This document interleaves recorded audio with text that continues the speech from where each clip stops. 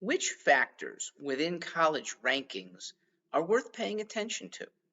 I have two, and only two, that I think are worthy within the US News survey. That is the gold standard, and it is what employers pay attention to for overall rankings. It's what many graduate school programs pay attention to for overall rankings. Within the rankings, though, deserves your attention, at least in part. The two factors in the US News survey that I think are important are one, student selectivity, and two, alumni giving. Student selectivity indicates the caliber of students that are going to be around you should you get in and select that school. They are the highest scorers, if it's on SAT or ACT, highest performers grade wise. They're diligent, they're successful. And being around successful kids, you're going to be semi successful at least if you get in. And being in a cauldron of success minded fellow students is good. The second is only given 3% weighting by US News, but I think is highly important. It is percentage of alumni donations. It's the best indicator of someone's satisfaction with their school following 4 years at the school. Okay. Now, alumni can range from just recently graduated to graduated 40, 50 years ago. The amalgamation of alumni who say they donate to their school. It is not based on the amount that they donate. It is the percentage of alumni who graduate and give back to the school. That to me is very important. We don't have other signs of whether the school is doing its job well. This is a pretty good one. Now, let me give you two factors that I think are not worth paying attention to. They're almost inversely important in school selection. One is faculty to student ratio. And a lot of colleges are proud when that is high, when there's a lot of faculty members for a group of 100 students. I don't care. I want good faculty members, so good that students flock to them in large classes. If you have a professor who is so energetic, revealing, insightful, that 200 students every semester want that professor's class, that maybe it's closed down because it's filled up to capacity, that's a sign of a good teacher.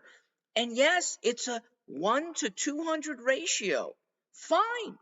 By comparison, when you see a 1 to 8 ratio, okay, this is a discussion class.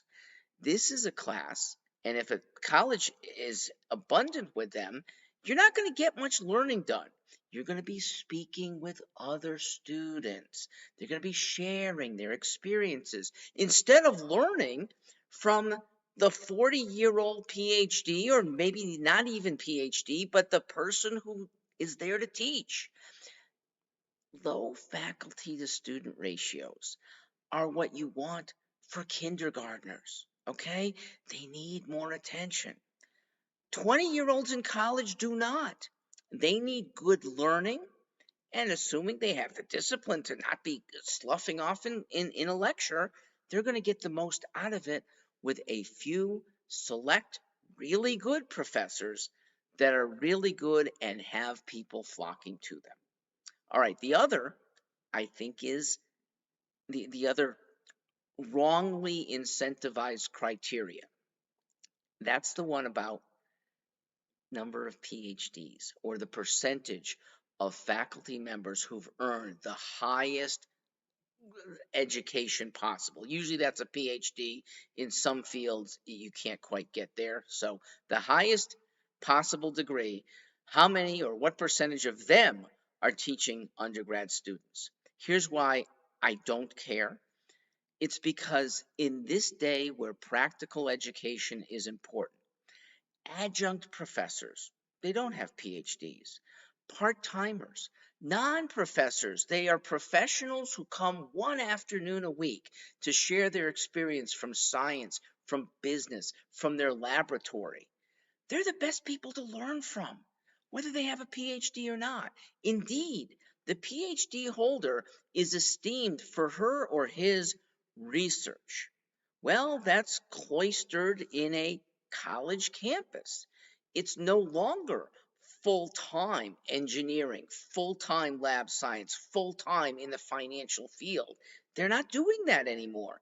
How could they be as expert in the modern goings-on of business as those who come and share their expertise from otherwise a 40-plus hour week in business?